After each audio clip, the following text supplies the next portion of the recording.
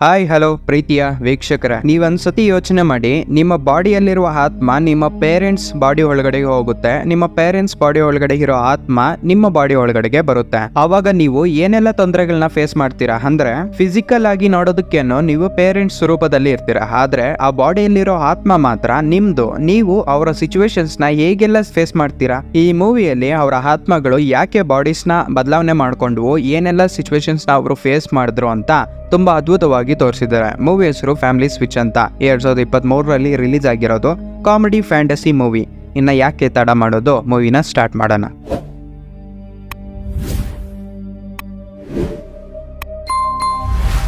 Movie ಸ್ಟಾರ್ಟಿಂಗ್ಗೆ walker ಮನೆಯಲ್ಲಿ open ಆಗುತ್ತೆ.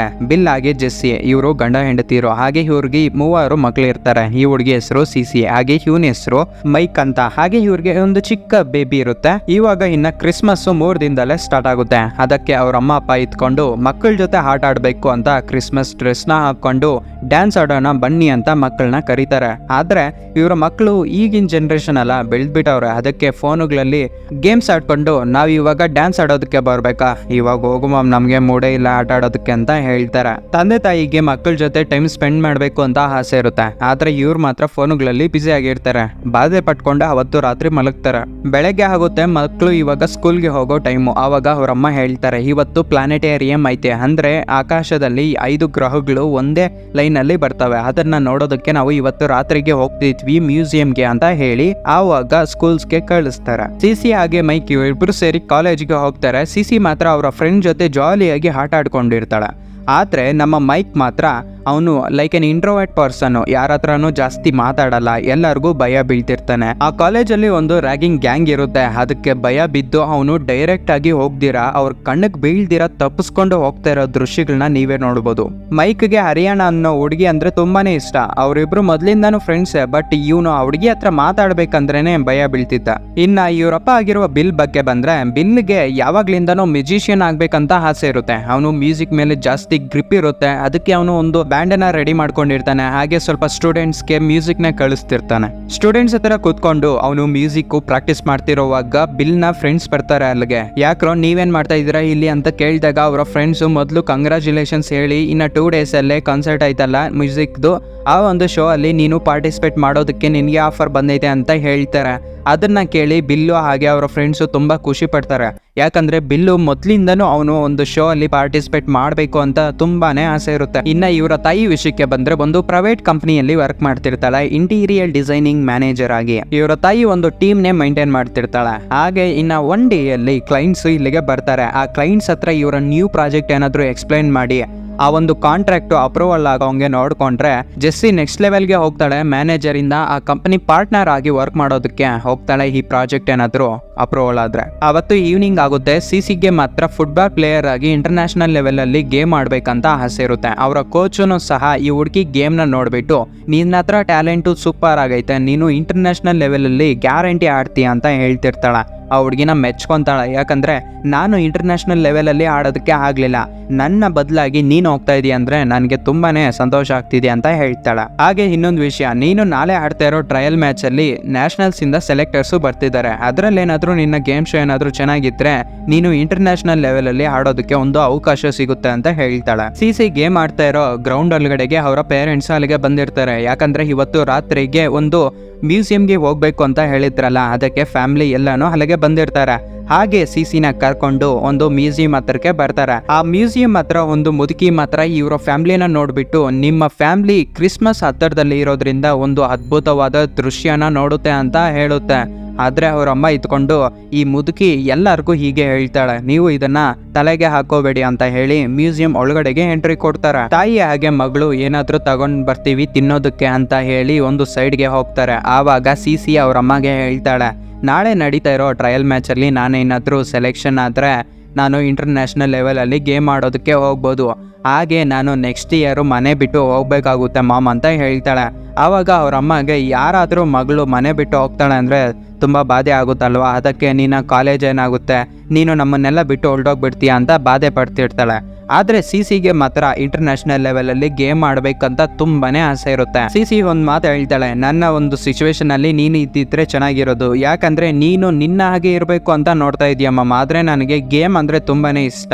ಅದಕ್ಕೆ ನಾನು ಗೇಮ್ ಆಡೋದಕ್ಕೆ ಹೋಗ್ತೀನಿ ಅಂತ ಹೇಳ್ತಾಳೆ. ಇನ್ನೊಂದು ಕಡೆ ತಂದೆ ಮಗ ಇವ್ರು ಅದೇ ವಿಷಯನ ಮಾತಾಡ್ಕೊಂತ ಇರ್ತಾರೆ. ಯಾಕಂದ್ರೆ ಮೈಕ್ಗೆ ಇನ್ನ 1 ಡೇ ಅಲ್ಲಿ ಒಂದು ಇಂಟರ್ವ್ಯೂ ಇರುತ್ತೆ. ಅವನು ನೆಕ್ಸ್ಟ್ ಯೂನಿವರ್ಸಿಟಿಗೆ ಹೋಗ್ಬೇಕಂದ್ರೆ ಒಂದು ಇಂಟರ್ವ್ಯೂನ ಕ್ರ್ಯಾಕ್ ಮಾಡಿ ಅವನು ಬೇರೆ ದೇಶಕ್ಕೆ ಹೋಗೋದಕ್ಕೆ ಪ್ಲಾನ್ ಮಾಡ್ತಾ ಇರ್ತಾನೆ. ಆವಾಗ ಅವರಪ್ಪ ಹೇಳ್ತಾನೆ, ನೀನಿನ್ನ ಚಿಕ್ಕ ಹುಡುಗ, ಇಷ್ಟೆಲ್ಲ ಯಾಕೆ ಸ್ಟ್ರೆಸ್ ತಗೊಂತ ಇದೆಯಾ, ನೀನು ಎಂಜಾಯ್ ಮಾಡೋ ನಿನ್ನ ಲೈಫ್ನ ಅಂತ ಹೇಳಿದ್ರು ಆವಾಗ ಅವನು ಇತ್ಕೊಂಡು, ನಿನ್ಗೇನು ಗೊತ್ತು ಡ್ಯಾಡ್, ನಾನು ಲೈಫಲ್ಲಿ ಮೊದಲು ಸೆಟ್ಲ್ ಆಗಬೇಕು, ನನ್ನ ಸಿಚುವೇಶನಲ್ಲಿ ನೀನು ಇದ್ದಿದ್ರೆ ನಿನಗೆ ಆ ವಿಷಯ ಗೊತ್ತಾಗೋದು ಅಂತ. ಅವರು 4 ಜನ ಸೇರಿ 5 ಗ್ರಹಗಳು ಸರಳ ರೇಖೆಯಲ್ಲಿ ಇರೋದನ್ನ ನೋಡೋದಕ್ಕೆ ಹೋಗ್ತಾರೆ. ಒಳಗಡೆಗೆ ಹೋದ್ಮೇಲೆ 1 by 1 ಒಂದು ಫ್ಯಾಮಿಲಿ ಹೋಗಿ ಆ ಟೆಲಿಸ್ಕೋಪ್ ಅಲ್ಲಿ ಆ ಗ್ರಹಗಳನ್ನ ನೋಡ್ಕೊಂಡು ಬರ್ತಿರ್ತಾರೆ. ನೆಕ್ಸ್ಟ್ ಇವರ ಫ್ಯಾಮಿಲಿನೂ ಹೋಗಿ ಆ ಟೆಲಿಸ್ಕೋಪ್ ಇಂದ ಆ ಗ್ರಹಗಳನ್ನ ನೋಡ್ತಾರೆ. ಆವಾಗ ಅವ್ರಮ್ಮ ಹೇಳ್ತಾಳೆ, ಇದೇ ವರ್ಷ ಆಗ್ಬೋದು ನಾವೆಲ್ಲರೂ ಸೇರಿ ಇರೋದು, ನೀವೆಲ್ಲರೂ ಬೇರೆ ಬೇರೆ ದೇಶಗಳಿಗೆ ಹೊರಟೋಗ್ಬಿಡ್ತೀರಲ್ಲ, ಅದಕ್ಕೆ ಒಂದು ಫೋಟೋನ ತಗೊಳ್ಳೋಣ ಅಂತ ಹೇಳಿ ಪಕ್ಕದಲ್ಲಿ ಇರುವ ಆಂಜಲಿಕಾಗೆ ಕೊಡ್ತಾರೆ.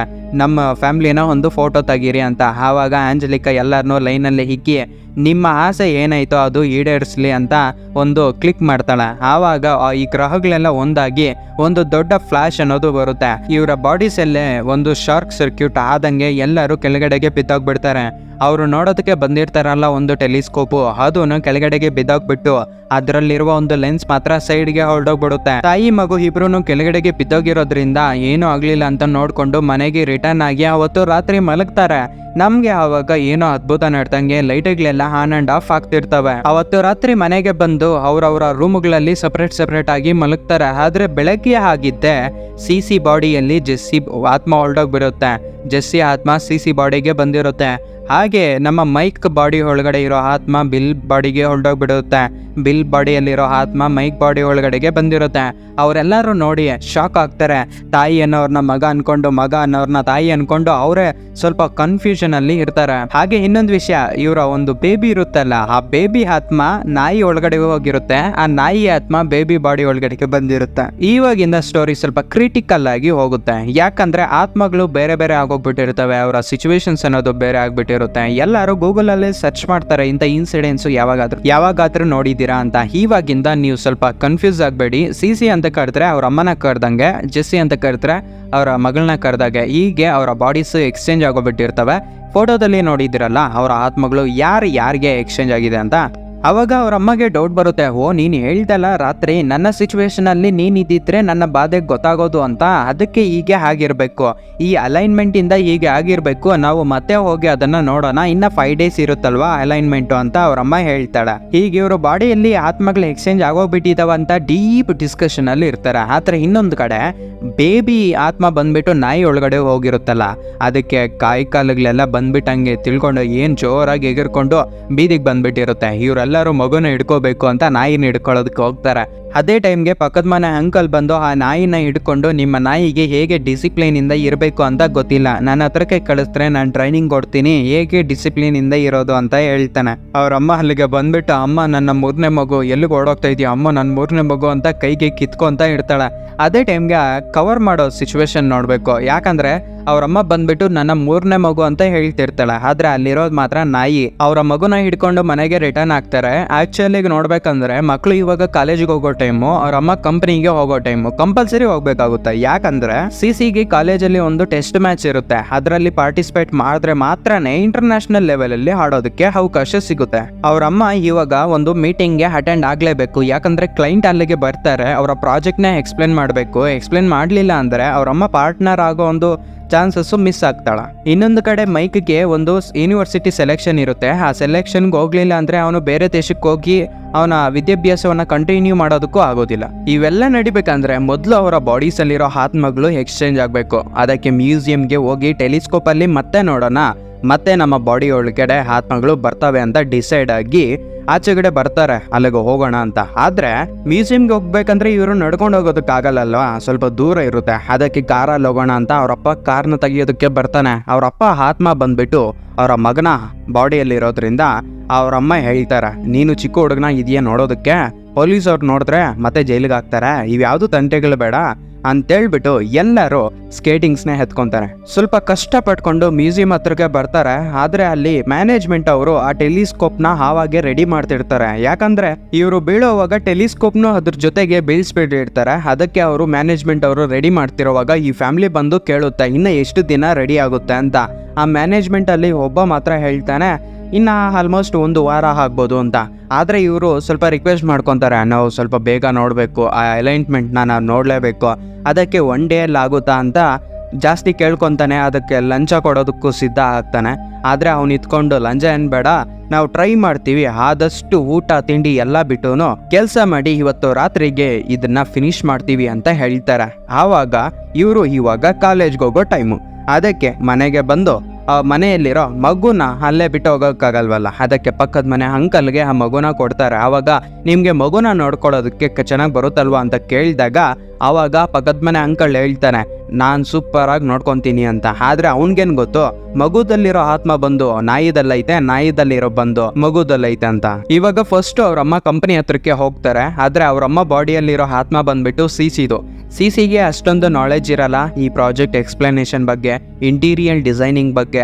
ಇವತ್ತು ಪ್ರಾಜೆಕ್ಟ್ ಎಕ್ಸ್ಪ್ಲೇನ್ ಮಾಡಬೇಕು ಅಂತ ಏನೇನು ಪ್ರಿಪೇರ್ ಆಗಿರ್ತಾರೋ ಅದೆಲ್ಲ ಹುಡುಗಿಗೆ ಗೊತ್ತಿರಲ್ಲ. ಅದಕ್ಕೆ ಅವರಮ್ಮ ಒಂದು ಪ್ಲಾನ್ ಆಗ್ತಾಳೆ.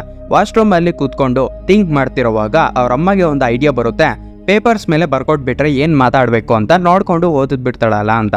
ಅದಕ್ಕೆ ಅವರಮ್ಮ ಒಂದು ಪೇಪರಲ್ಲಿ ಬರೆಯೋದಕ್ಕೆ ಸ್ಟಾರ್ಟ್ ಮಾಡ್ತಾಳೆ. ಸಿಸಿಗೆ ಮಾತ್ರ ಐಸ್ ಕ್ರೀಮ್ ಅಂದರೆ ತುಂಬಾ ಇಷ್ಟ ಇರುತ್ತೆ. ಏನಾದರೂ ಟೆನ್ಷನ್ನಲ್ಲಿದ್ದಾಗ ಐಸ್ ಕ್ರೀಮ್ನ ತಿನ್ನೋದು ರೂಢಿ ಮಾಡ್ಕೊಂಡಿರ್ತಾಳೆ. ಆ ಒಂದು ಸ್ಟೋರ್ ರೂಮಲ್ಲಿ ಐಸ್ ಕ್ರೀಮ್ ಇರೋದನ್ನ ನೋಡ್ಬಿಟ್ಟು ಅದನ್ನ ಹೇಗೆ ಸಿಕ್ಕಿದ್ರೆ ಅದೆಲ್ಲ ಹೊಟ್ಟೆ ತುಂಬಾನು ತಿಂದ್ಬಿಡ್ತಾಳೆ ಐಸ್ ಕ್ರೀಮ್ನೇ. ಹಾಗೆ ಇನ್ನೊಂದು ಕಡೆ ಅವರಮ್ಮ ಏನು ಮಾತಾಡಬೇಕು ಅನ್ನೋದು ಪೇಪರ್ ಮೇಲೆ ಬರೆದಿರ್ತಾಳೆ. ಅದಕ್ಕೆ ಮಗಳಿಗೆ ಅದನ್ನ ಕೊಡ್ತಾಳೆ. ಇವಾಗ ಮೀಟಿಂಗು ಸ್ಟಾರ್ಟ್ ಆಗುತ್ತೆ. ಮೀಟಿಂಗಲ್ಲಿ ಪ್ರಾಜೆಕ್ಟ್ನ ಎಕ್ಸ್ಪ್ಲೇನ್ ಮಾಡಬೇಕು. ಅಲ್ಲಿ ಆ ಹುಡುಗಿಗೆ 2-3 ಸತಿ ಏನು ಬರುತ್ತಂದ್ರೆ ಧನ್ಯವಾದಗಳು ಬಂದಿರೋದಕ್ಕೆ, good morning, good afternoon, good evening ಇವೇ ಹೇಳ್ತಿರ್ತಾಳೆ. ಆ ಹುಡುಗಿ ದರಿದ್ರೆ ಹೇಗೈತೆ ಅಂದ್ರೆ ಅವರಮ್ಮ ಬರ್ಕೊಟ್ಟಿರ್ತಾಳಲ್ಲ ಪೇಪರ್ ಮೇಲೆ, ಅದನ್ನ ನೋಡಿ ಹೇಳೋಣ ಅನ್ನೋ ಟೈಮಲ್ಲಿ ಆ ಹುಡುಗಿ ಟೆನ್ಷನಲ್ಲಿ ಪಕ್ಕದಲ್ಲಿರೋ ಒಂದು ಕಾಫಿ ಕಪ್ನ ಅದ್ರ ಮೇಲೆ ಹಾಕ್ಬಿಡ್ತಾಳೆ. ಅದರಿಂದ ಆ ಪೇಪರ್ಸ್ ಎಲ್ಲ ಸರ್ವನಾಶ. ಇನ್ನೊಂದು ವಿಷಯ ಏನಪ್ಪಾ ಅಂದ್ರೆ ಈ ಹುಡುಗಿಗೇನೋ ಐಸ್ ಕ್ರೀಮ್ ಅಂದ್ರೆ ಇಷ್ಟ, ಬಟ್ ಅವ್ರ ಅಮ್ಮ ಬಾಡಿಯಲ್ಲಿ ಇರೋದು, ಅವ್ರ ಅಮ್ಮ ಬಾಡಿಗೆ ಐಸ್ ಕ್ರೀಮ್ಸ್ ಅಂದ್ರೆ ಅಲರ್ಜಿ ಆಗೋ ಅಲ್ಲದೆ ಅವ್ರ ಅಮ್ಮಗೆ ಗ್ಯಾಸ್ ಇರೋದ್ರಿಂದ ಗ್ಯಾಸ್ ಟ್ರಬಲ್ ಪ್ರಾಬ್ಲಮ್ಮು. ಅಲ್ಲಿ ಊಸುಗಳು ಬಿಟ್ಟು ಆ ಮೀಟಿಂಗ್ನ ಅಧ್ವಾನ ಮಾಡಾಕ್ತಾಳೆ. ಇನ್ನೊಂದು ಕಡೆ ಮೈಕ್ಗೆ ಕ್ಯಾಂಪಸ್ ಎಲೆಕ್ಷನ್ ಇರುತ್ತೆ, ಅದರಲ್ಲಿ ಪಾರ್ಟಿಸಿಪೇಟ್ ಮಾಡಿ ಕ್ಲೀನ್ ಆಗಿ ಅಟೆಂಡ್ ಮಾಡಬೇಕು. ಆದರೆ ಇಲ್ಲಿ ಮೈಕ್ನ ಬಾಡಿಯಲ್ಲಿರೋದು ಅವ್ರ ಅಪ್ಪನ ಆತ್ಮ. ಅವ್ರ ಅಪ್ಪಗೆ ಅಷ್ಟೊಂದು ಟ್ಯಾಲೆಂಟ್ ಐತಾ, ಆ ಯೂನಿವರ್ಸಿಟಿಯಲ್ಲಿ ಸೆಲೆಕ್ಟ್ ಆಗ್ತಾನ ಅನ್ನೋ ಒಂದು ಡೌಟ್ಸು ಇವನ್ಗಿರುತ್ತೆ. ಇವನು ಆಚೆಗಡೆ ನಿಂತ್ಕೊಂಡು ಅವ್ರ ಅಪ್ಪನ ಕಳಿಸ್ತಾನೆ. ಅವರಪ್ಪ ಒಳಗಡೆಗೆ ಹೋಗ್ತಾನೆ.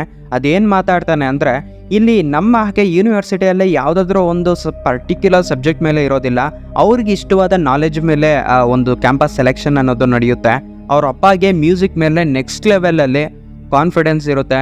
ಅದ್ರ ಬಗ್ಗೆ ಫುಲ್ಲಾಗಿ ಮಾತಾಡ್ತಿರ್ತಾನೆ. ಇನ್ನೊಂದು ಕಡೆ ಮೈಕು ಆಚೆ ಕಡೆ ನಿಂತ್ಕೊಂಡು ಟೆನ್ಷನ್ ಬೀಳ್ತಿರ್ತಾನೆ. ಅದೇ ಟೈಮ್ಗೆ ಹರಿಯಾಣ ಅಲ್ಲಿಗೆ ಬಂದು ಅವ್ರ ಅಪ್ಪ ಅನ್ಕೊಂಡು ಅವ್ರ ಅಪ್ಪ ಹತ್ರ ಮಾತಾಡ್ತಾಳೆ. Hi uncle, ಹೇಗಿದ್ರ? ನಿಮ್ಮ ಮಗ ಇವಾಗ ಬೇರೆ ದೇಶಕ್ಕೆ ಹೋಗ್ತಿದ್ದಾನಲ್ಲ, ಓದ್ಕೊಳ್ಳೋದಕ್ಕೆ ನನಗೆ ತುಂಬ ಬೇಜಾರಾಗ್ತಿದೆ. ಯಾಕಂದರೆ ನಾವು ವರ್ಷನೂ ಈ ಕ್ರಿಸ್ಮಸ್ ದಿನ ಟೆಡಿ ಬೇರ್ಸ್ನ ಎಕ್ಸ್ಚೇಂಜ್ ಮಾಡ್ಕೊತಾ ಇದ್ವಿ ಗಿಫ್ಟ್ ಆಗಿ ಕೊಟ್ಟು, ಅದನ್ನೆಲ್ಲ ನಾನು ಮಿಸ್ ಆಗ್ತಿದ್ದೀನಿ ಅಂತ ಹೇಳ್ತಾಳೆ. ಇನ್ನೊಂದು ಕಡೆ ಅವರಪ್ಪ ಬಾಡಿಯಲ್ಲಿರೋದು ಮೈಕ್ ಆತ್ಮ ಅಲ್ಲ. ಆವಾಗ ಅವನು ಫೀಲ್ ಆಗ್ತಾನೆ, ಈ ಹುಡುಗಿ ನನ್ನನ್ನು ಲವ್ ಮಾಡ್ತಿದ್ದಾಳೆ, ಆದ್ರೆ ಆಚೆಗಡೆ ಹೇಳಿಲ್ಲ ಅಷ್ಟೇ, ನಾನು ಆಚೆಗಡೆ ಹೋಗಿ ಮಾತಾಡೋದಕ್ಕೂ ಆಗಲಿಲ್ಲ, ನಾನು ಧೈರ್ಯ ಮಾಡಿಲ್ಲ ಅಂತ ಇವನೊಳಗಡೆನೆ ಗಿಲ್ಟಿ ಫೀಲ್ ಆಗ್ತಿರ್ತಾನೆ. ಆವಾಗ ಆ ಹುಡುಗಿ ಹೇಳ್ತಾಳೆ, ಹೌದು ಅಂಕಲ್, ಇನ್ನೊಂದು ವಿಷಯ, ನಮ್ಮ ಫ್ರೆಂಡ್ ಬರ್ತಾರೆ ಇರೋದ್ರಿಂದ ಅವನು ಬರ್ತಾನಂತ ಅನ್ಕೊತಾ ಇದ್ದೀನಿ. ಮೈಕಾಲಿಗೆ ಬಂದರೆ ನಾನು ಒಬ್ಬಂಟಿಯಾಗಿ ಇರ್ತೀರ, ನನಗೆ ಒಂದು ಸಪೋರ್ಟಿವ್ ಆಗಿ ಜೋಡಿಯಾಗಿ ಇರ್ತಾನೆ, ನೀವು ಮಿಸ್ ಮಾಡಬೇಡಿ ಅವನಿಗೆ ಹೇಳಿ, ನಾನು ರಾತ್ರಿ ಅವನಿಗೋಸ್ಕರ ವೆಯ್ಟ್ ಮಾಡ್ತಾ ಇರ್ತೀನಿ ಪಾರ್ಟಿಯಲ್ಲಿ ಅಂತ ಹೇಳಿ ಅಲ್ಲಿಂದ ಹೊರಟೋಗ್ತಾಳೆ. ಇನ್ನೊಂದು ಕಡೆ ತಾಯಿ ಮಗಳು ಇಬ್ರು ಸೇರಿ ಸ್ಟೇಡಿಯಂಗೆ ಬಂದಿರ್ತಾಳೆ. ಸಿಸಿ ಈ ಒಂದು ಟ್ರಯಲ್ ಮ್ಯಾಚ್ ಅಲ್ಲಿ ಚೆನ್ನಾಗಿ ಆಡಿದ್ರೆ ಮಾತ್ರನೇ ಇಂಟರ್ನ್ಯಾಷನಲ್ ಲೆವೆಲಲ್ಲಿ ಆ ಒಂದು ಗೇಮ್ನ ಆಡೋದಕ್ಕೆ ಆಗೋದು. ಅಲ್ಲಿ ಸೆಲೆಕ್ಟರು ಬಂದಿರ್ತಾರೆ, ಎಲ್ಲ ವಿಷಯಗಳನ್ನು ಗಮನಿಸ್ತಾರೆ. ಆದರೆ ಅವರ ಬಾಡಿಯಲ್ಲಿರೋ ಆತ್ಮಗಳು ಮಾತ್ರ ಬೇರೆ. ಗೇಮ್ ಸ್ಟಾರ್ಟ್ ಆಗುತ್ತೆ. ಅಪೋಸಿಟ್ ಟೀಮ್ಗೆ 1 ಪಾಯಿಂಟು, ಇವರ ಟೀಮ್ಗೆ 1 ಪಾಯಿಂಟ್ ಬಂದಿರುತ್ತೆ. ಇವಾಗ ಸಿಸಿನೇ ಒಂದು ಗೋಲ್ ಹೊಡಿಬೇಕು. ಈ ಟೈಮಲ್ಲಿ ಅಪೋಸಿಟ್ ಟೀಮಲ್ಲಿರೋ ಒಂದು ಹುಡುಗಿಗೆ ಕಾಲ್ಗೆ ಗಾಯ ಆಗುತ್ತೆ. ಆ ಹುಡುಗಿ ಬಾಡಿಯಲ್ಲಿರೋ ಆತ್ಮ ಬಂದ್ಬಿಟ್ಟು ಅವ್ರ ಅಮ್ಮದಾಗಿರೋದ್ರಿಂದ ಯಾರಾದರೂ ದೊಡ್ಡವ್ರಿಗೆ ಬೇರೆ ವ್ಯಕ್ತಿಗಳಿಗೆ ಗಾಯ ಆಗೈತೆ ಇಲ್ಲಾಂದ್ರೆ ಏಟ ಆಗೈತೆ ಅಂದ್ರೆ ಸ್ವಲ್ಪ ಅಯ್ಯೋ ಪಾಪ ಅನ್ನೋ ಒಂದು ಭಾವನೆ ಇರುತ್ತೆ. ಅದಕ್ಕೆ ಗೋಲ್ ಹೊಡೆಯೋದನ್ನ ಮಧ್ಯದಲ್ಲೇ ಬಿಟ್ಬಿಟ್ಟು ನಿನಗೆ ನಾನು ಸಹಾಯ ಮಾಡ್ತೀನಿ ಅಂತ ಅಪೋಸಿಟ್ ಟೀಮಲ್ಲಿರೋ ಒಂದು ಹುಡುಗಿಗೆ ಸಹಾಯ ಮಾಡೋದಕ್ಕೆ ಬರ್ತಾಳೆ. ಮಾಡ್ತಾಳೆ. ಆ ಸ್ಟೇಡಿಯಂ ಅಲ್ಲಿರೋ ಅವರ ಗುರುಗಳು ಹಾಗೆ ಜಡ್ಜಸ್ ಎಲ್ಲರೂ ಶಾಕ್ ಆಗಿ ನೋಡ್ತಾಳೆ. ಈ ಹುಡುಗಿ ಇವಾಗ ಇಂಟರ್ನ್ಯಾಷನಲ್ ಲೆವೆಲ್ ಅಲ್ಲಿ ಗೇಮ್ ಆಡ್ಬೇಕಾಗಿರೋವಳು ಯಾರಿಗೋ ಗಾಯ ಆಗೈತ ಅಂತ ಹೇಳ್ಬಿಟ್ಟು ಇವಾಗ ಗೋಲ್ ಹೊಡೆಯೋದನ್ನ ಬಿಟ್ಟು ಈ ಹುಡುಗಿ ಗೇಮ್ನ ಬಿಟ್ಟು ಇವಾಗ ಸಹಾಯ ಮಾಡಕ್ಕೆ ಬಂದಿದ್ದಾಳಲ್ವಾ ಅಂತ. ಗೇಮ್ ಎಲ್ಲ ಆದ್ಮೇಲೆ ಆ ಹುಡುಗಿ ಬಂದ್ಬಿಟ್ಟು ಅವ್ರ ಅಮ್ಮನ ಚೆನ್ನಾಗಿ ಬೈದ್ಬಿಟ್ಟು ಹೊರಟೋಗ್ಬಿಡ್ತಾಳೆ. ಯಾಕಂದ್ರೆ ಆ ಹುಡುಗಿಗೆ ಇಂಟರ್ನ್ಯಾಷನಲ್ ಲೆವೆಲ್ ಅಲ್ಲಿ ಗೇಮ್ ಆಡ್ಬೇಕಂತ ತುಂಬಾನೇ ಆಸೆ ಇರುತ್ತೆ. ಇಷ್ಟರ ತನಕನೂ ತುಂಬಾ ಕಷ್ಟಪಟ್ಟು ಗೇಮ್ನ ಆಡಿ ಎಲ್ಲ ಟೆಕ್ನಿಕ್ಸ್ನ ಕಲ್ತ್ಕೊಂಡು ಇವಾಗ ಲಾಸ್ಟ್ಗೆ ಬರೋದಷ್ಟಿಗೆ ಸಿಲ್ಲಿ ರೀಸನ್ಸ್ಗೆ ಇಂಟರ್ನ್ಯಾಷನಲ್ ಲೆವೆಲ್ ಅಲ್ಲಿ ಗೇಮ್ ಆಡೋದನ್ನ ಕಳ್ಕೊಂಡ್ಲು ಅನ್ನೋ ಒಂದು ಬಾಧೆ ಆ ಹುಡುಗಿಗೆ ಇರೋದ್ರಿಂದ ಅವ್ರ ಅಮ್ಮನ ಬೈದು ಬಂದ್ಬಿಡ್ತಾಳೆ. ಈ ಎಲ್ಲಾ ಘಟನೆಗಳ ನಡುವೆ ಒಂದು ಸಿಲ್ಲಿ ಕಾಮಿಡಿ ಸೀನ್ ಏನಪ್ಪಾ ಅಂದ್ರೆ, ಪಕ್ಕದ ಮನೆ ಅಂಕಲ್ಗೆ ಅವರ ಮಗುನ ನೋಡ್ಕೊಳ್ಳಿ ಅಂತ ಬಿಟ್ಬಿಟ್ಟು ಹೋಗಿರ್ತಾರಲ್ಲ, ಆ ನಾಯಿ ಒಂದು ಪ್ಯಾಂಪರ್ನ ಎತ್ಕೊಂಡ್ ಬಂದು ನನ್ಗೆ ಹಾಕು ಅಂತ ಕೇಳುತ್ತೆ. ಆವಾಗ ಪಕ್ಕದ ಮನೆ ಅಂಕಲ್ ಎತ್ಕೊಂಡು ಇದನ್ನ ನಾನು ಹಾಕ್ಬೇಕಂದ್ರೆ 2 ಸತಿ ಬಗ್ಲು ಅಂತಾನೆ. ಅದು ನಾಯಿ ಈಸಿಯಾಗಿ 2 ಸತಿ ಬಗ್ಳುತ್ತೆ. ಯಾಕಂದ್ರೆ ಆ ನಾಯಿ ಆತ್ಮ ಬಂದ್ಬಿಟ್ಟು ಈ ಮಗುದಾಗಿರೋದ್ರಿಂದ. ಅದಕ್ಕೆ ಆ ಪ್ಯಾಂಪರ್ನ ಹಾಕ್ತಿರೋವಾಗ ಅವರ ಫ್ಯಾಮಿಲಿ ಎಲ್ಲ ಬಂದು ಅವರ ಮಗುನ ಎತ್ಕೊಂಡು ಮತ್ತೆ ಈ ಮ್ಯೂಸಿಯಂ ಹತ್ರಕ್ಕೆ ಬರ್ತಾರೆ. ಯಾಕಂದ್ರೆ ಇವತ್ತು ರಾತ್ರಿಗೆ ನಾವು ರೆಡಿ ಮಾಡಿರ್ತೀವಿ ಅಂತ ಆ ಮ್ಯಾನೇಜ್ಮೆಂಟ್ ಅವರು ಹೇಳಿರೋದ್ರಿಂದ. ಆ ಮ್ಯೂಸಿಯಂ ಹತ್ರ ಬಂದಿದ್ದೆ ಆ ಮ್ಯಾನೇಜ್ಮೆಂಟ್ ಅವರು ಹೇಳ್ತಾರೆ ಇನ್ನ ಇದು ರೆಡಿ ಆಗಿಲ್ಲ ಅಂತ. ಯಾಕಂದ್ರೆ ಟೆಲಿಸ್ಕೋಪ್ನ ಅವರು ರೆಡಿ ಮಾಡಿರ್ತಾರೆ, ಆದ್ರೆ ಆ ಟೆಲಿಸ್ಕೋಪ್ ಅಲ್ಲಿ ನೋಡೋದಕ್ಕೆ ಹಾಕೋ ಒಂದು ಲೆನ್ಸ್ ಮಾತ್ರ ಕಲ್ದೋಗ್ಬಿಟ್ಟಿರುತ್ತೆ. ಒಂದು ಚಿಕ್ಕದಾಗಿ ಇರೋ ಲೆನ್ಸ್ ಕಲ್ದೋಗಿರೋದ್ರಿಂದ ಅದನ್ನ ನೋಡೋದಕ್ಕಾಗಲ್ಲ ನೀವು ಅಂತ ಹೇಳ್ತಾರೆ. ಆವಾಗ ಇವರು ಬೇಜಾರಲ್ಲಿ ಇರ್ತಾರೆ. ಇನ್ನು ಅಲೈನ್ಮೆಂಟು 1 ಡೇ ಮಾತ್ರನೇ ಇರುತ್ತೆ. ಅದು ಅಲ್ಲದೆ ಆ ಮ್ಯಾನೇಜ್ಮೆಂಟ್ ಅವನು ಇನ್ನ ಒಂದ್ಸತಿ ನೋಡ್ಕೋಬಹುದು ಬಿಡು ಅಂತ ಸಿಲ್ಲಿಯಾಗಿ ಹೇಳ್ತಾನೆ. ಆದ್ರೆ ಇವ್ರಿಗೆ ಮಾತ್ರನೇ ಗೊತ್ತಿರುತ್ತೆ ಆ ಅಲೈನ್ಮೆಂಟ್ ಆಗೋದು ಇನ್ನ 100 ವರ್ಷಗಳಿಗೆ ಅಂತ. ಆ ಫ್ಯಾಮಿಲಿ ಎಲ್ಲ ಬಾಧೆ ಪಟ್ಕೊಂಡು ಆಚೆ ಕಡೆ ಬರ್ತಾಳೆ. ಅಲ್ಲಿ ಮುದುಕಿ ಇರ್ತಾಳಲ್ಲ, ಆಂಜಲಿಕಾ ಅನ್ನೋ ಮುದುಕಿ ಹೇಳ್ತಾಳೆ, ಈ ಒಂದು ಪ್ರಾಬ್ಲಮ್ಮು ಸೊಲ್ಯೂಷನ್ ಸಿಗ್ಬೇಕಂದ್ರೆ ಒಡೆದೋಗಿರೋದನ್ನ ನೀವು ಸರಿಪಡಿಸ್ಬೇಕು, ಆವಾಗ ಮಾತ್ರನೇ ಈ ಪ್ರಾಬ್ಲಮ್ಸ್ ಅನ್ನೋದು ರೆಡಿ ಆಗೋದು ಅಂತ ಹೇಳ್ತಾಳೆ.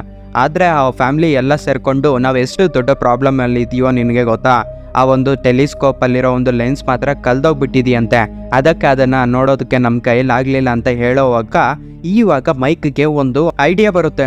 ನನ್ನ ಫ್ರೆಂಡ್ ಇದ್ದಾನೆ, ಅವನ ಹತ್ರ ಇರೋ ಒಂದು ಟೆಕ್ನಾಲಜಿಯಿಂದ ಈ ಒಂದು ಲೆನ್ಸ್ನ ಅವನು ಮತ್ತೆ ರೀಬಿಲ್ಡ್ ಮಾಡ್ಬೋದು, ಅವನ ಹತ್ರ ನಾನು ಕೇಳ್ತೀನಿ ಅಂತ ಹೇಳ್ತಾನೆ. ಇವರೆಲ್ಲರೂ ಸೇರ್ಕೊಂಡು ಮನೆಗೆ ರಿಟರ್ನ್ ಆಗ್ತಾರೆ. ಅರಿಯಾನ ಕರೆದಿರ್ತಾಳಲ್ಲ ಒಂದು ಬರ್ತ್ಡೇ ಪಾರ್ಟಿಗೆ, ಅವರ ಫ್ಯಾಮಿಲಿ ಎಲ್ಲ ಹೋಗಿ ಫುಲ್ ಎಂಜಾಯ್ ಮಾಡ್ತಾರೆ ಈ ಒಂದು ಪಾರ್ಟಿಯಲ್ಲಿ. ಯಾಕಂದ್ರೆ ತಂದೆ ತಾಯಿಗಳು ಅವ್ರ ಮಕ್ಳು ಹುಟ್ಟಿದ್ಮೇಲೆ ಒಂದು ಪಾರ್ಟಿಗೆ ಹೋಗಿರಲ್ಲ, ಎಂದಕ್ಕೂ ಹೋಗಿರಲ್ಲ, ಅವ್ರ ಕೈ ಕಾಲಂಗ್ ನೋವುಗಳು ಎಲ್ಲೂ ಆಟ ಆಡೋದಕ್ಕೂ ಹೋಗಿರಲ್ಲ, ಫುಲ್ ಎಂಜಾಯ್ಮೆಂಟೇ ಇರಲ್ಲ. ಇಷ್ಟು ವರ್ಷಗಳಾದ್ಮೇಲೆ ಅವರ ಒಂದು ನಾರ್ಮಲ್ ಬಾಡಿಗೆ ಬಂದ್ಮೇಲೆ ಅವರ ಖುಷಿನ ತಡ್ಕೊಳ್ಳೋದಕ್ಕಾಗದೆ ತುಂಬಾ ಖುಷಿಯಲ್ಲಿ ತುಂಬಾ ಫುಲ್ ಆಫ್ ಎಂಜಾಯ್ ಲೈಫ್ ನ ಲೀಡ್ ಮಾಡ್ತಾರೆ. ಇವತ್ತು ರಾತ್ರಿಗೆ ಬೆಳಗ್ಗೆ ಆಗುತ್ತೆ. ಸಿಸಿ ಪ್ಲೇಸ್ ಅಲ್ಲಿ ಅವ್ರ ಅಮ್ಮ ಕಾಲೇಜ್ಗೆ ಹೋಗ್ತಾಳೆ. ಅಲ್ಲಿರೋ ಟೀಚರು ಪಾಠ ಮಾಡಿದ್ದೆಲ್ಲ ಆದ್ಮೇಲೆ ಆ ಟೀಚರ್ ಹತ್ರಕ್ಕೆ ಹೋಗಿ ಈ ಸತಿ ನನ್ನ ಇಂಟರ್ನಲ್ ಮಾರ್ಕ್ಸ್ ಎಲ್ಲ ಕಟ್ಟಾಗಿ ಹೋಗ್ಬಿಡ್ತಾವಲ್ಲ, ನಾನು ಗ್ಯಾರಂಟಿ ಫೇಲ್ ಆಗ್ತೀನಲ್ಲ ಅಂತ ಕೇಳಿದಾಗ ಆ ಟೀಚರು ಅವಾಗ ಹೇಳ್ತಾನೆ, ನೀನು ಈ ಇಯರ್ಕಿರೋ ಎಫರ್ಟ್ಸು ಜಾಸ್ತಿ ನಮ್ಮ, ನೀನು ಭಯನೇ ಬೀಳ್ಬೇಡ, ನಿನಗೆ ಜಾಸ್ತಿ ಮಾರ್ಕ್ಸ್ ಬರ್ತವೆ, ನಾನು ಗ್ಯಾರಂಟಿ ಅಂತ ಹೇಳ್ತಾನೆ. ಆವಾಗ ಅವ್ರ ಅಮ್ಮಗೆ ಅರ್ಥ ಆಗುತ್ತೆ. ಯಾಕಂದ್ರೆ ಸಿಸಿ ಬಾರ್ಡಲ್ಲಿರೋದು ಅವ್ರ ಅಮ್ಮ ಆತ್ಮ. ಆವಾಗ ಅನ್ಕೊಂತಾಳೆ, ನನ್ನ ಮಗಳು ಎಷ್ಟು ಎಫರ್ಟ್ ಸಿಕ್ಕಿದಾಳೆ ಅಂದರೆ ಗೇಮ್ ಕಡೆನೂ ಕಾನ್ಸಂಟ್ರೇಷನ್ ಇಕ್ಕಿದ್ದಾಳೆ, ಇದು ಕಡೆ ಎಜುಕೇಷನ್ ಬಗ್ಗೆನೂ ಕಾನ್ಸಂಟ್ರೇಷನ್ ಇಕ್ಕಿದ್ದಾಳೆ ಅಂತ. ಇವಾಗ ಸೀನು ಅವರಮ್ಮ ಕಂಪನಿಯಲ್ಲಿ ಓಪನ್ ಆಗುತ್ತೆ. ಅವರಮ್ಮಗೆ ಇನ್ನೊಂದು ಚಾನ್ಸ್ ಕೊಟ್ಟಿರ್ತಾನೆ ಅವರ ಕ್ಲೈಂಟು. ಯಾಕಂದರೆ ಅದು ನ್ಯಾಚುರಲ್ ಡಿಸಾಸ್ಟರಿಂದ ಇದೆಲ್ಲ ಆಗಿರೋದ್ರಿಂದ ಇನ್ನೊಂದು ಅವಕಾಶ ಕೊಡ್ತೀನಿ, ಈ ಒಂದು ಪ್ರಾಜೆಕ್ಟ್ನ ಇವತ್ತು ಎಕ್ಸ್ಪ್ಲೇನ್ ಮಾಡು ಅಂತ ಹೇಳ್ತಾನೆ. ಇದೇ ಟೈಮಲ್ಲಿ ಅವರಮ್ಮ ಹಾಗೆ PA ಮಾತಾಡ್ತಿರೋವಾಗ ಅವರಿಬ್ಬರ ಮಧ್ಯೆ ಒಂದು ಟಾಪಿಕ್ ಬರುತ್ತೆ, ಅದೇ ಅವರ ಮಗಳ ಬಗ್ಗೆ. ಆವಾಗ PA ಎತ್ಕೊಂಡು ಹೇಳ್ತಾಳೆ, ನಿನ್ನ ಮಗಳ ಬಗ್ಗೆ ಯಾವಾಗಲೂ ನಮಗೆ ಹೇಳ್ತಾನೆ ಇರ್ತೀಯ, ಅದು ಅಲ್ಲದೆ ನಿಮ್ಮ ಮಗಳಾಗಿರೋ ಪ್ರತಿಯೊಂದು ಗೇಮ್ ಶೋನು ನಮಗೆ ತೋರಿಸ್ತೀಯ, ನಿಮ್ಮ ಮಗಳ ಆಡೋ ಒಂದು ಪ್ರತಿಯೊಂದು ಆಟಕ್ಕೂ ಹೋಗಿ ನೀನು ನೋಡ್ತೀಯ. ಯಾಕಂದರೆ ನೀನು ಮೊದಲೇ ಯಾವಾಗೋ ಪಾರ್ಟ್ನರ್ ಆಗಬೇಕಾಗಿದ್ದವಳು, ನಿನ್ನ ಮಗಳ ಆಡೋ ಒಂದು ಪ್ರತಿಯೊಂದು ಆಟನೂ ನಾನು ಹೋಗಿ ನೋಡಬೇಕು ಅಂತ ಸ್ಟೇಡಿಯಂಗೆ ಹೋಗಿ ನೋಡಿದೀಯ, ಅದಕ್ಕೆ ನೀನು ಇಷ್ಟು ಲೇಟಾಗಿ ಆಗ್ತಿರೋದು ಅಂತ ಹೇಳ್ತಾಳೆ. ಆವಾಗ ಅವರ ಅಮ್ಮ ಬಾಡಿಯಲ್ಲಿರೋ ಆತ್ಮ CC ಆಗಿರೋದ್ರಿಂದ ಆವಾಗ ಆ ಹುಡುಗಿಗೆ ಅರ್ಥ ಆಗುತ್ತೆ, ನಮ್ಮಮ್ಮ ಯಾವಾಗಲೂ ನನಗೆ ಸಪೋರ್ಟ್ ಆಗಿ ನಿಂತವಳೆ, ಆದರೆ ಇಂಡೈರೆಕ್ಟ್ ಆಗಿ ನಿಂತವಳೆ ಅಂತ ಗೊತ್ತಾಗುತ್ತೆ. ಆವಾಗ ಆ ಹುಡುಗಿ ಬಾಧೆ ಪಡ್ತಾಳೆ. ಅದೇ ಟೈಮ್ಗೆ ಅವ್ರ ಅಮ್ಮ ಕಾಲೇಜ್ ಮುಗಿಸ್ಕೊಂಡು ಕಂಪ್ನಿ ಹತ್ರಕ್ಕೆ ಬರ್ತಾಳೆ, ಈ ಒಂದು ಇಂಟರ್ವ್ಯೂ ಹೇಗೆ ನಡೆಯುತ್ತೆ ಅಂತ ನೋಡೋದಕ್ಕೆ. ಆವಾಗ ಇಬ್ರಿಗಿಬ್ರು ಸಾರಿ ಮಗಳೇ ಅಂತ ಇಬ್ಬರಿಗೂ ಹೇಳ್ಕೊತಾರೆ. ಯಾಕಂದರೆ ಅವರ ನಿಜವಾದ ಸ್ವರೂಪ ಆವಾಗ ಗೊತ್ತಾಗಿರೋದ್ರಿಂದ. ಮೀಟಿಂಗ್ ಸ್ಟಾರ್ಟ್ ಆಗುತ್ತೆ. ಕ್ಲೈಂಟು ಅಲ್ಲಿಗೆ ಬರ್ತಾನೆ. ಇವಾಗ ಪ್ರಾಜೆಕ್ಟ್ ಬಗ್ಗೆ ಎಕ್ಸ್ಪ್ಲೇನ್ ಮಾಡಬೇಕು. ಆವಾಗ ಅವರ ಫೋನ್ಗೆ ಒಂದು ಮೆಸೇಜ್ ಬರುತ್ತೆ, ಅವ್ರ ಅಪ್ಪ ಕಡೆಯಿಂದ ಮಗ ಕಾಣ್ತಿಲ್ಲ, ಎಲ್ಲೋ ಮಾಯ ಆಗೋಗ್ಬಿಟ್ಟಿದ್ದಾನೆ ಅಂತ. ಆವಾಗ ಹುಡುಗಿ ಎತ್ಕೊಂಡು, ಇವಾಗ ನನ್ನ ಫ್ಯಾಮಿಲಿಗೆ ನನ್ನ ಸಪೋರ್ಟ್ ಬೇಕು, ನನ್ನ ಪ್ರಾಜೆಕ್ಟ್ ಎಕ್ಸ್ಪ್ಲನೇಷನ್ ಅನ್ನೋದು ನನ್ನ ಟೀಮ್ ಕೊಡುತ್ತೆ. ನನ್ನ ಟೀಮು ನನಗಿಂತ ಎಕ್ಸ್ಪರ್ಟು. ನಾನು ಎಷ್ಟು ಕಷ್ಟಪಟ್ಟಿದ್ದೋ ನನ್ನ ಟೀಮು ಅಷ್ಟೇ ಕಷ್ಟಪಟ್ಟಿದ್ದಾರೆ. ನೀವು ಅದಕ್ಕೆ ಹಿಂದೆಡೆ ಆಗಬೇಡಿ. ಆ ಪ್ರಾಜೆಕ್ಟ್ ಬಗ್ಗೆ ನನ್ನ ಟೀಮ್ಗೆ ಎಲ್ಲರಿಗೂ ಗೊತ್ತು. ನನ್ನ ಟೀಮ್ ಎಕ್ಸ್ಪ್ಲೇನ್ ಮಾಡುತ್ತೆ, ನನ್ನನ್ನು ಕ್ಷಮಿಸ್ಬಿಡು ಅಂತ ಅಲ್ಲಿಂದ ಬಂದ್ಬಿಡ್ತಾಳೆ. ಇನ್ನೊಂದು ಕಡೆ ಅವರಪ್ಪಗೆ ಮ್ಯೂಸಿಕ್ ಶೋ ನಡೆಸ್ಬೇಕು ಅಂತ ಒಂದು ಆಫರ್ ಬಂದಿರುತ್ತಲ್ಲ, ಅದು ಇವತ್ತೇ ಆಗಿರುತ್ತೆ. ಇಲ್ಲಿ ಅವರಪ್ಪ ಬಾಡಿಯಲ್ಲಿ ಇರೋದು ನಮ್ಮ ಮೈಕ್ ಆತ್ಮ ಆಗಿರೋದ್ರಿಂದ ಅವನು ಲೈಕ್ ಏನು ಇಂಟ್ರೋವರ್ಡ್ ಪರ್ಸನ್, ಮೊದಲೇ ಹೇಳಿದ್ನಲ್ಲ, ಅವನು ಒಬ್ಬನ ಹತ್ರ ಮಾತಾಡೋದಕ್ಕೆ ಜಾಸ್ತಿ ಕಷ್ಟಪಡ್ತಿದ್ದ. ಆದರೆ ಇಲ್ಲಿ 1 ಮಿಲಿಯನ್ ಪೀಪಲ್ ಮುಂದೆ ಹಾಡು ಹೇಳ್ಬೇಕಂದ್ರೆ ಅವನಿಗೆ ಜಾಸ್ತಿ ಭಯ ಎತ್ಕೊಂಡ್ಬಿಟ್ಟು ಒಂದು ಬಾತ್ರೂಮಲ್ಲಿ ಹೋಗಿ ಬಚ್ಚಿಕೊಂಡ್ಬಿಟ್ಟಿರ್ತಾನೆ. ಆವಾಗ ಅಲ್ಲಿಗೆ ಅವರಪ್ಪ ಅವನ್ನ ಹುಡ್ಕೊಂಡು ಬಂದಾಗ ಆವಾಗ ಅವನು ಹೇಳ್ತಾನೆ, ಅಪ್ಪ ನಿನ್ನ ಬಗ್ಗೆ ಇಲ್ಲಿರೋ ಸ್ಟೂಡೆಂಟ್ಸು ಆಪೋಸಿಟ್ ಟೀಮ್ ಅವರು ಮಾತಾಡ್ಕೊತಾ ಇದ್ರೆ ಕೇಳಿಸ್ಕೊಂಡೆ. ನೀನು ಹೆವಿ ಟ್ಯಾಲೆಂಟೆಡ್ ಪರ್ಸನ್ನು, ನಮಗೋಸ್ಕರನೇ ನಿನ್ನ ಲೈಫ್ನ ತ್ಯಾಗ ಮಾಡಿದ್ಯಾ. ನನ್ನನ್ನು ಕ್ಷಮಿಸ್ಬಿಡು. ಇವಾಗ ನಾನು ಹಾಡು ಹೇಳೋದಕ್ಕಾಗಲ್ಲ. ನಿನಗೆ ಗೊತ್ತಲ್ಲ ನಾನು ಒಬ್ಬರ ಹತ್ರ ಮಾತಾಡೋದಕ್ಕೆ ಎಷ್ಟು ಭಯ ಬೀಳ್ತೀನೋ. ಇವಾಗ ಅಷ್ಟು ಜನದ ಮುಂದೆ ನಾನು ಹಾಡು ಹೇಳ್ಬೇಕಂದ್ರೆ ನನ್ನ ಕೈಯಲ್ಲಿ ಆಗಲ್ಲ. ನಿಮ್ಮ ಜೊತೆ ಮಾತ್ರನೇ ನಾನು ಇಷ್ಟೊಂದು ಫ್ರೀಯಾಗಿ ಮಾತಾಡೋದು ಅಂತ ಹೇಳ್ತಾನೆ. ಆವಾಗ ಅವರಪ್ಪ ಇತ್ಕೊಂಡು, ಏನು ಭಯ ಬೀಳ್ಬೇಡ ಮಗ, ನಾನು ನೆಕ್ಸ್ಟ್ ಇಯರ್ಗೆ ನಾನು ಟ್ರೈ ಮಾಡ್ಕೊತೀನಿ. ಹೋದ್ರೆ ಹೋಯ್ತು ಬಿಡು, ನೀನು ಸಂತೋಷವಾಗಿದ್ದರೆ ಸಾಕು, ಏನು ಭಯ ಬೀಳ್ಬೇಡ ಅಂತ ಹೇಳ್ತಾನೆ. ಅದೇ ಟೈಮ್ಗೆ ಅವರ ವೈಫು ಹಾಗೆ ಮಗಳೂ ಅಲ್ಲಿಗೆ ಬರ್ತಾರೆ.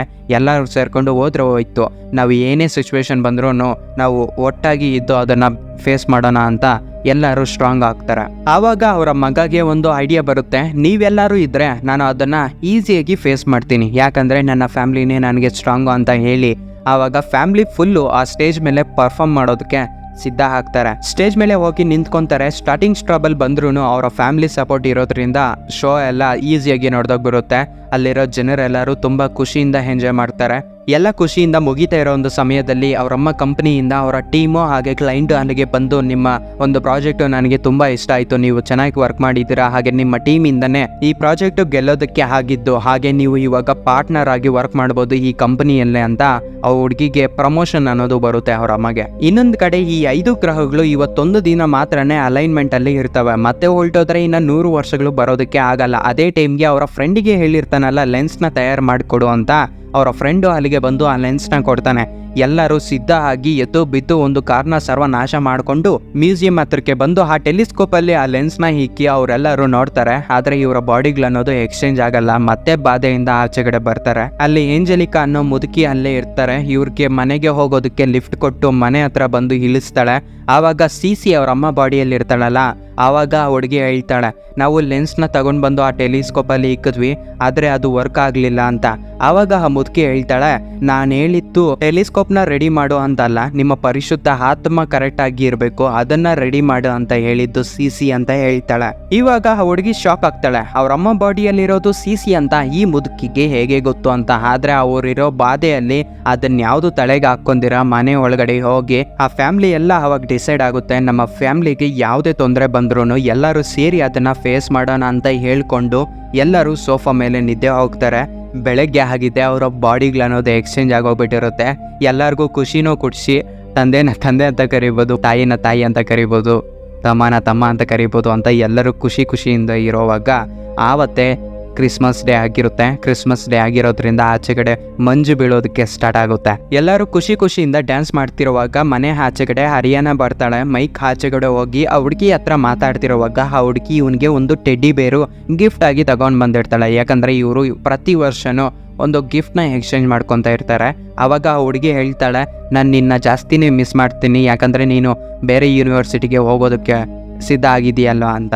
ಆವಾಗ ಮೈಕ್ ಹೇಳ್ತಾನೆ, ನಾನು ಬೇರೆ ದೇಶಕ್ಕೆ ಹೋಗ್ತಿಲ್ಲ, ಯೂನಿವರ್ಸಿಟಿಗೆ ಓದೋದಕ್ಕೆ, ಯಾಕಂದರೆ ನನಗೋಸ್ಕರ ನಮ್ಮಪ್ಪ ಎಷ್ಟೋ ತ್ಯಾಗ ಮಾಡಿದ್ದಾನೆ, ನಾನು ಇವಾಗ ಅವ್ರನ್ನ ಬಿಟ್ಟು ಹೋಗೋದಕ್ಕೆ ನನಗಿಷ್ಟ ಇಲ್ಲ, ಇಲ್ಲೇ ಇರ್ತೀನಿ ಅಂತ ಹೇಳೋದ್ರಿಂದ ಆ ಹುಡುಗಿಗೂ ಇಷ್ಟ ಆಗಿ ಇವರಿಬ್ರು ಕಿಸ್ ಮಾಡ್ಕೊತಾರೆ. ಕಳ್ಬಡ್ಡಿ ಮಗ ಪೋಸ್ಟ್ಮನ್ ಬರೋದ್ರಿಂದ ಆ ಹುಡುಗಿ ಅಲ್ಲಿಂದ ಹೊರಟೋಗ್ಬಿಡ್ತಾಳೆ. ಆವಾಗ ಮೈಕ್ನ ಕೇಳ್ತಾನೆ, ಸಿಸಿನ ಕರೀರಿ ಅಂತ. ಸಿಸಿ ಆಚೆಗಡೆ ಬಂದಾಗ ಸಿಸಿಗೆ ಆವಾಗ ಅರ್ಥ ಆಗುತ್ತೆ, ಇವನು ಪೋಸ್ಟ್ಮನ್ ಅನ್ಕೊಂಡಿದ್ದೆ.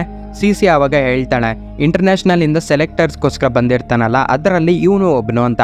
ಆವಾಗ ಅವನು ಹೇಳ್ತಾನೆ, ನಾವು ಪ್ಲೇಯರ್ಸಲ್ಲಿ ನೋಡೋದು ಅವರ ಗೇಮ್ ಟ್ಯಾಲೆಂಟೆಡ್, ನಿನ್ನ ವಿಡಿಯೋಸು ನಾನು ತುಂಬಾ ನೋಡಿದ್ದೀನಿ, ನೀನು ಟ್ಯಾಲೆಂಟೆಡ್ ವ್ಯಕ್ತಿ, ಹಾಗೆ ನೀನು ಕ್ಯಾರೆಕ್ಟರ್ ಇರಬೇಕಲ್ಲ, ನಾನು ನಿನ್ನ ಕ್ಯಾರೆಕ್ಟರ್ನ ಮೆಚ್ಚಿದೆ. ಆ ಒಂದು ಗೇಮಲ್ಲಿ ಆಪೋಸಿಟ್ ಟೀಮಲ್ಲಿ ಒಂದು ಹುಡುಗಿಗೆ ಗಾಯ ಆಗಿರೋದ್ರಿಂದ ಆ ಹುಡುಗಿಗೆ ಸಹಾಯ ಮಾಡೋದಕ್ಕೆ ಹೋದೆ, ಅಲ್ಲಿ ನಿನ್ನ ಕ್ಯಾರೆಕ್ಟರು ನನಗೆ ಇಷ್ಟ ಆಯಿತು, ಅದಕ್ಕೆ ಈ ಒಂದು ಇಂಟರ್ನ್ಯಾಷನಲ್ ಗೇಮಲ್ಲಿ ನಿನಗೆ ಆಡೋದಕ್ಕೆ ಅವಕಾಶ ಕೊಡ್ತಿದ್ದೀನಿ ಅಂತ ಆಫರ್ ಕೊಡ್ತಾನೆ. ಆವಾಗ ಸಿಸಿ ಅವ್ರ ಅಮ್ಮನ ಕರೆಸಿ ಅವ್ರ ಅಮ್ಮ ಪರ್ಮಿಷನ್ ತಗೊಂಡು ಮತ್ತೆ ಹೋಗೋದಕ್ಕೆ ಸಿದ್ಧ ಆಗಿ ಎಲ್ಲರೂ ಒಪ್ಕೊಂತಾರೆ ಆ ಒಂದು ಗೇಮ್ಗೆ ಹೋಗೋದಕ್ಕೆ. ಆ ಫ್ಯಾಮಿಲಿ ಫುಲ್ಲು ಖುಷಿಯಿಂದ ಸ್ನೋ ಮೇಲೆ ಬೀಳ್ತಾ ಇದ್ರೆ ತುಂಬಾ ಖುಷಿಯಿಂದ ಇರ್ತಾ ಇರೋವಾಗ ಆ ಮುದುಕಿ ಏಂಜಲಿಕಾ ಅನ್ನೋಳು ಒಂದು ಸ್ಮೈಲ್ ಕೊಟ್ಟು ಆ ವ್ಯಾನ್ನ ಹಾಕೊಂಡು ಹೊಲ್ಟೋಗ್ಬಿಡ್ತಾಳೆ. ಇಲ್ಲಿಗೆ ಈ ಮೂವಿಯನ್ನ ಎಂಡ್ ಮಾಡ್ತಾರೆ. ಈ ಮೂವಿಯಿಂದ ನಾವೇನ್ ಕಲಿಬೋದಪ್ಪ ಅಂದ್ರೆ ತಂದೆ ತಾಯಿ ಮಾಡೋ ತ್ಯಾಗ ನಾವು ಯಾವತ್ತಿಗೂ ಮಾಡೋದಕ್ಕಾಗಲ್ಲ, ತಂದೆ ತಾಯಿ ಮಾಡೋ ಕೆಲಸ ನಾವು ಯಾವತ್ತಿಗೂ ಮಾಡೋದಕ್ಕೂ ಆಗಲ್ಲ. ಯಾವುದೇ ತಂದೆ ತಾಯಿ ಆಗಿರ್ಬೋದು, middle class, low level, higher level ಆಗಿರ್ಬೋದು, ಅವರ ತಂದೆ ತಾಯಿ ಅವರ ಮಕ್ಕಳಿಗೋಸ್ಕರ ಯಾವುದೋ ಒಂದು ತ್ಯಾಗನ ಮಾಡಿರ್ತಾರೆ. ನಾವು ಅವರ ತ್ಯಾಗನ ಗಮನದಲ್ಲಿ ಇಟ್ಕೊಂಡು ಅವ್ರಿಗೆ ಯಾವುದೇ ತೊಂದರೆ ಕೊಡ್ತೀರಾ, ಬಾಧೆ ಕೊಡ್ತೀರಾ, ಅವ್ರಿಗೆ ಅಡ್ಜಸ್ಟ್ ಆಗಿ ಅವ್ರಿಗೆ ಬೇಕಾಗಿರೋ ಹಾಗೆ ನಾವು ಆಗಬೇಕು. ನಮ್ಮ ಕಾನ್ಸಂಟ್ರೇಷನ್ ನಮ್ಗೆ ಇರಬೇಕು, ನಮ್ಗೆ ಇಂಟ್ರೆಸ್ಟ್ ಇರುತ್ತೆ, ಇದರಲ್ಲಿ ಬೆಳಿಬೇಕು, ಇದರಲ್ಲಿ ಹೋಗಬೇಕು, ನಾವು ಹೀಗಾಗಬೇಕು ಅಂತ. ನಮ್ಮ ತಂದೆ ತಾಯಿಯವ್ರಿಗೂ ಹಾಗೆ ಇರುತ್ತೆ, ನನ್ನ ಮಕ್ಕಳು ಚೆನ್ನಾಗಿ ಓದಬೇಕು, ಚೆನ್ನಾಗಿ ಬೆಳಿಬೇಕು, ನಮ್ಮ ಥರ ಇರಬಾರ್ದು, ದೊಡ್ಡವರಾಗಬೇಕು, ಶ್ರೀಮಂತರಾಗಬೇಕು, ನಮ್ಮ ಮಕ್ಕಳು ಬೇರೆಯವ್ರ ಮುಂದೆ ಕಾಲ ಮೇಲೆ ಕಾಲ ಹಾಕ್ಕೊಂಡು ಕುತ್ಕೋಬೇಕು. ಎಲ್ಲ ಆಸೆಗಳು ನಮ್ಮ ತಂದೆ ತಾಯಿಗೆ ಈಗಿರುತ್ತೆ, ನಾವು ಅದನ್ನು ಫಾಲೋ ಮಾಡ್ಕೊಂಡು ಹೋಗಬೇಕು. ಹಾಗೆ ನಿಮ್ಮ ತಂದೆ ತಾಯಿ ಬೇರೆ ಬಗ್ಗೆ ಫೋರ್ಸ್ ಮಾಡ್ತಿದ್ದಾರೆ ಅಂದರೆ ಬೇರೆದನ್ನು ಓದಬೇಕು ಅಂತ ಅವ್ರಿಗೊಂದು ಆಸೆ ಇರುತ್ತೆ, ಇದರಲ್ಲಿ ಓದಿದ್ರೆ ನನ್ನ ಮಕ್ಕಳು ಚೆನ್ನಾಗಿ ಬೆಳೀತಾರೆ ಅಂತ. ಅದಕ್ಕೆ ಅದನ್ನು ಬಿಡೋದಕ್ಕೆ ಹೋಗಬೇಡಿ, ನಿಮ್ಮ ಒಂದು ಕಾನ್ಸಂಟ್ರೇಷನ್ನು ಬಿಡೋದಕ್ಕೆ ಹೋಗಬೇಡಿ. ಸ್ವಲ್ಪ ಅಡ್ಜಸ್ಟ್ ಮಾಡಿಕೊಂಡು ಮುಂದೆ ಹೋಗೋದಕ್ಕೆ ಪ್ರಯತ್ನ ಮಾಡಿ. All the best for my subscribers, for future creators, future lawyers, doctors, engineers ಆಗಂತಲ್ಲ, ಪ್ರತಿಯೊಂದು ನೀವು ಇಷ್ಟಪಟ್ಟು ಮಾಡಿದ್ರೆ ಯಾವ ಕೆಲಸನೂ ಒಂದೇ, ಎಲ್ಲ ಕೆಲಸನೂ ಒಂದೇ. ನೀವು ಇಷ್ಟಪಟ್ಟು ಮಾಡಬೇಕಷ್ಟೇ, ಕಷ್ಟಪಟ್ಟು ಮಾಡಬಾರ್ದು. ಪ್ರೀತಿಯ ವೀಕ್ಷಕರೇ, ನನ್ನನ್ನು ಕ್ಷಮಿಸ್ಬಿಡಿ. ಈ ವಿಡಿಯೋ ನೆನೆನೇ ಬರಬೇಕಾಗಿತ್ತು, ಬಟ್ ನಮ್ಮ ಮನೆಗೆ ನೆಂಟರು ಬಂದಿರೋದ್ರಿಂದ ಡಬ್ ಮಾಡೋದಕ್ಕಾಗಲಿಲ್ಲ, ಯಾಕಂದರೆ ನನಗೆ ಸಪ್ರೇಟ್ ರೂಮ್ ಇಲ್ಲ. ಆದಷ್ಟು ಪ್ರಯತ್ನ ಮಾಡಿದೆ ವಿಡಿಯೋ ಇವತ್ತೇ ಅಪ್ಲೋಡ್ ಮಾಡಿಬಿಡ್ಬೇಕು ಅಂತ, ಯಾಕಂದರೆ ಇವಾಗೆ ಲೇಟ್ ಆಯಿತು, ನನಗೆ ಹುಷಾರಿರಲಿಲ್ಲ, ಜ್ವರ ಬಂದಿತ್ತು. ಇವಾಗ ಹಂಗೆ ಸ್ವಲ್ಪ ಅದರಿಂದ ಆಚೆಗಡೆ ಬಂದೆ, ನೆಂಟರು ಬಂದರು. ನೆಂಟರು ಇವಾಗಿಂದ ಜಸ್ಟ್ ಇವಾಗ ಹಂಗೆ ಹೋದ್ರು, ನಾನು ಹಂಗೆ ಸ್ಟಾರ್ಟ್ ಮಾಡಿದೆ ಡಬ್ಬಿಂಗ್ ಮಾಡೋದಷ್ಟಿಗೆ ವಿಡಿಯೋ ಅಪ್ಲೋಡ್ ಮಾಡೋಕೋಣ ಅಂತ. ಆದರೆ ಡಬ್ಬಿಂಗ್ ಮಾತ್ರ ಸಾಯಂಕಾಲ 6 ಗಂಟೆ ಇವಾಗ ಮಾಡ್ತಾ ಇದ್ದೀನಿ. ಇವಾಗ ನಿಮ್ಗೆ ಹೇಳಿದ್ದು ನಾನು 6:38ಗೆ ಅಪ್ಲೋಡ್ ಮಾಡ್ತೀನಿ ಅಂತ. ಟೈಮ್ ಚೆನ್ನಾಗಿದ್ದರೆ 7:28 ಇಲ್ಲ 7:15 ಅಷ್ಟೊತ್ತಿಗೆ ಅಪ್ಲೋಡ್ ಮಾಡ್ತೀನಿ. ಆದಷ್ಟು ಟ್ರೈ ಮಾಡ್ತೀನಿ, ಇವತ್ತೇ ವಿಡಿಯೋ ಅಪ್ಲೋಡ್ ಮಾಡಿಬಿಡ್ತೀನಿ. 1 ಅವರ್ 1.5 ಅವರ್ ಲೇಟ್ ಆದರೂ ಪರವಾಗಿಲ್ಲ. ಇವಾಗ ಸಾಯಂಕಾಲ 6 ಗಂಟೆ ಆಗ್ತೈತೆ. ಇವಾಗ ನಾನು ಎಡಿಟಿಂಗ್ ಕೂತ್ಕೊತೀನಿ. ಎಡಿಟಿಂಗ್ ಏನಾದರೂ ಬೇಗ ಮುಗಿದೋದ್ರೆ ಇವತ್ತೇ ಅಪ್ಲೋಡ್ ಆಗುತ್ತೆ, ಇಲ್ಲ ನಾಳೆ ಅಪ್ಲೋಡ್ ಆಗುತ್ತೆ, ಕ್ಷಮಿಸ್ಬೇಡಿ. ನೆಕ್ಸ್ಟ್ ವಿಡಿಯೋದಲ್ಲಿ ಮೀಟ್ ಆಗೋಣ. Signing off mister Varada.